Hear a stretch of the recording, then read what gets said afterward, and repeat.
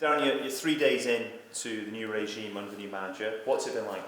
Great, very positive. We were in on Saturday. We got told a week ago that we were report on Saturday morning, so you sort of prepare yourself mentally for that, and had a wee chat with us Saturday morning, just basically explained what he expects from the players sort of on the field and also in and around Murray Park, so he was quite clear in that, and it came across very well, to be honest. A lot of the guys were impressed with the way he spoke, so for me, I'm just looking forward to getting out on the training field and implementing his strategy for the season. What does he expect from you? Well, the main things he was mentioning was just respect each other, commitment. He loves players that work hard, honesty, and I think these aren't just football things, they're all transferable in life in general, so I can totally agree with him. And for me, it was just ticking a box for myself in the sense that these are all traits that I carry, and I'm looking forward to working with him, definitely. How different do things feel this pre-season to last pre-season? Can you compare the two? Well, I came in obviously as a new signing, so I was flying high, signing for Rangers and stuff. So this season I know what's expected, and obviously it was a disappointment last season. So for us, it's just righting the wrongs, to be honest. And we know we underperformed massively last season. All the boys that have went and still here are still bitterly sore about that. But for us, we need to wipe the slate clean. It's a new season, it's a fresh start, it's a new manager with new ideas. We just need to galvanise the troops, and hopefully the guys that are coming in, they already look like they're quality signings. So although they're centre halves, but they've got to add to the quality of the pool and make competition more fierce. And when competition's fierce, sort of gets your back up in it, and you become a better player for it. That's what I was going to ask you. You personally had a good season last season. Yeah. He's gone and bought 2 new centre halves. What's he said to you about your? Well, I was reading the papers hoping it was going to be midfielders and forwards, but as soon as I seen a centre half, but see, to be honest, Danny Wilson.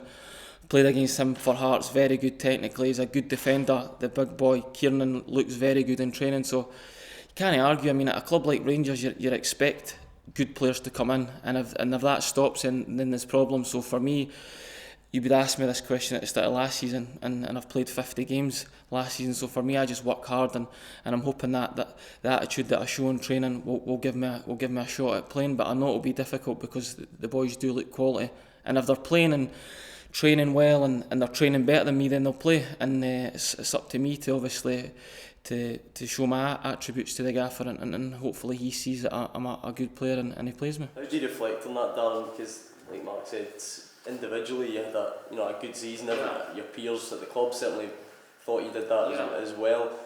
Was it bittersweet in a way with the way things happened, with the team, but compared to your own personal performance? I mean, individually and from a selfish point of view, it would have been good to get it if I'd went up. Like that's obvious. If I'd won the league and I'd got Player of the Year, that would have been great. But it's obviously tarnished because whenever we were collectively and individually had poor games as well. So it's difficult. But for me, I would have traded that for the collective goalie going up. That was the goal we set. And you hear football players say all the time, and it does sound a bit like a cliche about it's not about individual performances, but it really isn't. I mean, for me, us playing in the Premiership this year would have been far more rewarding than me getting a couple of awards, although I do respect the awards and I thank the fans and obviously the boys that picked me for that accolade. But for me, it's all about the team and wanting to do well for the team, and if they're not doing well, then it's no good, really. And you talk about still being sore from the way things ended, especially in the second leg. You had to sit and watch from the stands.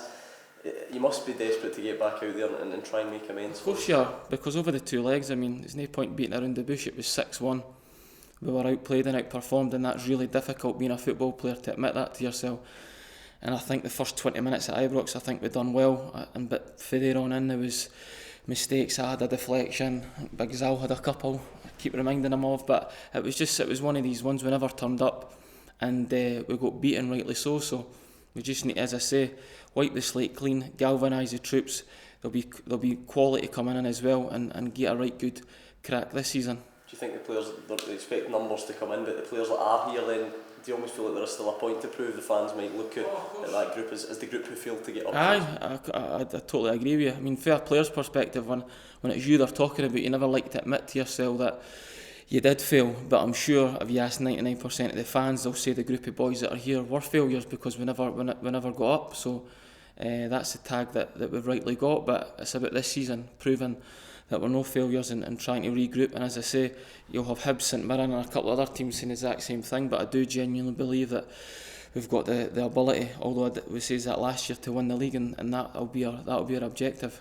What needs to change this season? What didn't happen? What was wrong last season? You got a chance to reflect on it. I think just some away games. I mean, some games where maybe there was an element of complacency or thinking we'd turn up and win. And as I've said before, you never go into a game thinking, right, this is an easy game, I'm going to give it 50%, but sometimes it just creeps in subconsciously. But you only really can reflect at the end of the season and go, well, how did we not? No disrespect to Livingston and Alloa, but how with the quality we had did we not go away and win?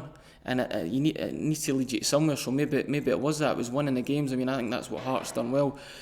They won games that were maybe ugly, and they scraped a 1-0 or they managed to get a 2-1. And I just think there was so many points last season whereby we never done that.